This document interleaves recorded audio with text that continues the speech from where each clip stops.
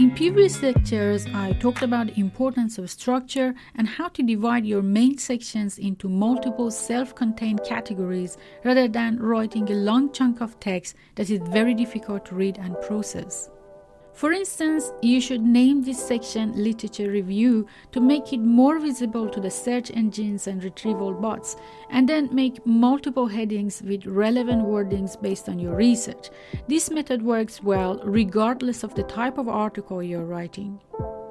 I also introduced you to various writing strategies that mark advanced academic writing, such as lexical diversity or the use of a variety of correct and precise words, diction or the choice of words based on their meanings and context, following a unified tone and stance throughout your article, avoiding generalized and boastful statements, and defining terms for a broader audience. In this lecture, I walk you through serious and critical mistakes that the students often make that can lead to a rejection or a major revision. For each point, I share some suggestions and strategies to avoid those mistakes and to be able to think and write like a professional academic writer. 1. Another lengthy introduction. A very common mistake among students is that they start the literature review section with another long introduction to the topic. Remember that you have already introduced the topic and the necessity of the research in the introduction section. Now you can directly dive into the main points without wandering around. Of course, you can write a few sentences setting the scene and preparing the reader with some background or general information, but anything more than that is likely to just waste the limited space you're given in an article. 2. Discussing irrelevant matters to the main topic. This point is a continuation of the previous mistake.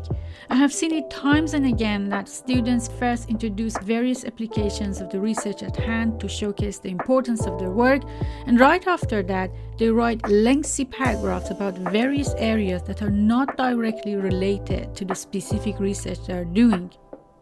If you describe the effect of X on A, B, and C, but your own research is only focusing on A, there is no point in writing multiple paragraphs about B and C as well. Writing a sentence or two about them is okay, but do not waste your words if these are not your own research variables. 3. Not defining the main terms right from the start. I cannot stress this point enough. Most of the articles that I have proofread or reviewed so far start the literature review by using some key terminology without defining them first. The problem is not a lack of awareness about the importance of defining key terms, but recognizing which terms to define for the reader. Not all readers are familiar with the terms you are familiar with. Many new students and researchers read your paper to become familiar with various aspects of the topic.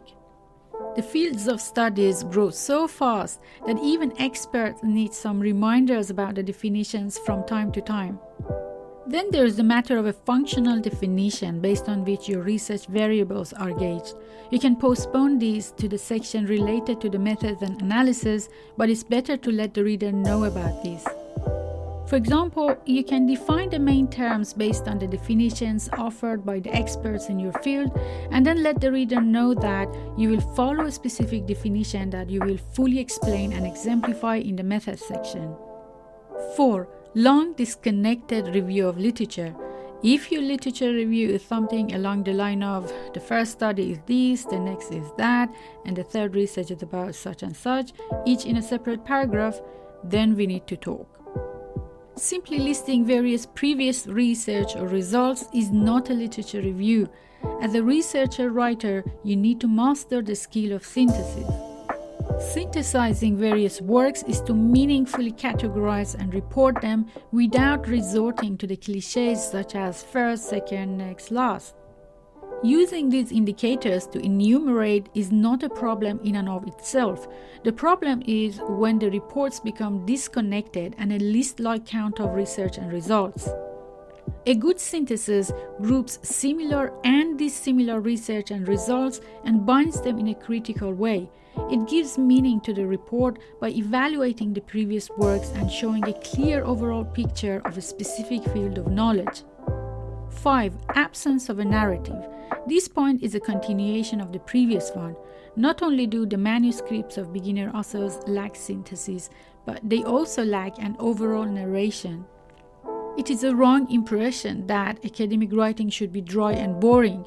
Like any great piece of text, your general article also needs to be narrated, as if you're taking the hands of the reader through your own journey of discovery and review.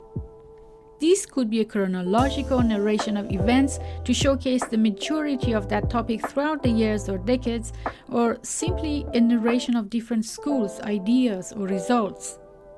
6. Absence of evidence, references, and examples. Providing examples and evidence via referencing is not restricted to the discussion of results. While writing your literature review, it is better to provide necessary examples when explaining a term or idea if it's relevant. You also need to prove your point with sufficient evidence from previous works and cite relevant references when making any claim. A really no-go zone is to claim that a specific work or author has stated something, or his or her results mean this or that, or they have used such and such method without any grounds in reality. The last manuscript that I reviewed claimed that a particular previous work used the X method based on A and B. When I checked that work, I noticed that the claims were untrue, both about the method and the meaning of the results. Students may not intentionally misreport previous works. They might not have correctly understood the studies they are reporting on. You must double-check your understanding of a particular study either with your supervisor or the researcher of that work before reporting it. 7. Documenting too much detailed information about previous works. The goal of literature review is not to jot down all the details of the studies you've reviewed. Only document relevant information about any research that is vital for understanding the results in relation to other results. This should usually be restricted to simple description of the research question or the aim, as well as the methods, data analysis, and main results. It is the job of the readers to check any further information about that work if they are interested to know more about it. But in doing so, make sure you do not underreport the necessary information. If you're not sure how much and what to report, carefully read the literature review sections of the top experts in your field that you have hopefully gathered by now, and learn from their ways of reporting on the literature. But stay away from using their sentences or you will commit plagiarism. I will explain this point in more detail in the following lectures. 8. The use of non-academic and informal language.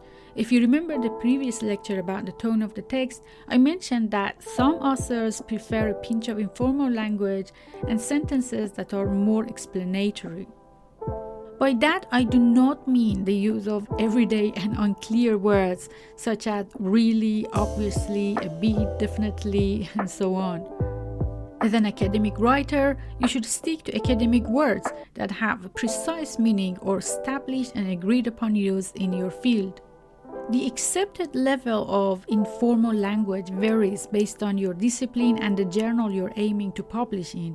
But as I see it, many journals are now relaxing the strict use of passive voice constructions, for example, has been conducted, and accept the active voice with personal pronouns such as I have conducted, we provided, or I use such and such method, especially in the introduction and method sections. Under no circumstance should you use emotional language such as terrible or nice, unless you use them as examples from other texts. 9. Repetition. Believe me, nothing can be as annoying as repetitions. Repeating the information you have already given is more likely to annoy the reviewers or leave a bad impression on them about your writing ability. If you remember, I told you that almost all review tasks are unpaid. The reviewers are willing to spend their valuable time examining your work and giving you important feedback. They deserve that you respect their time by documenting key information only once.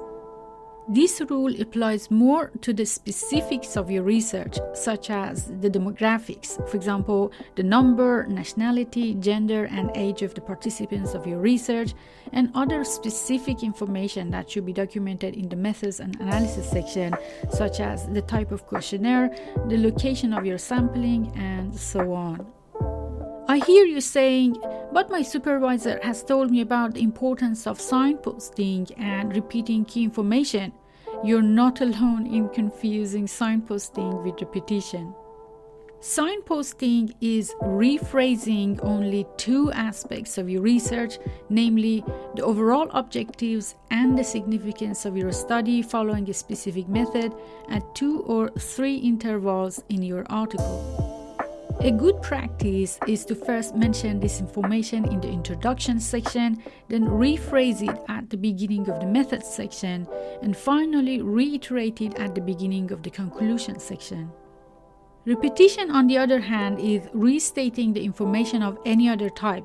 For example, mentioning twice or more the topic and form of your survey or questionnaire, that there are 200 participants in the study, or that you will be using regression analysis, and so on.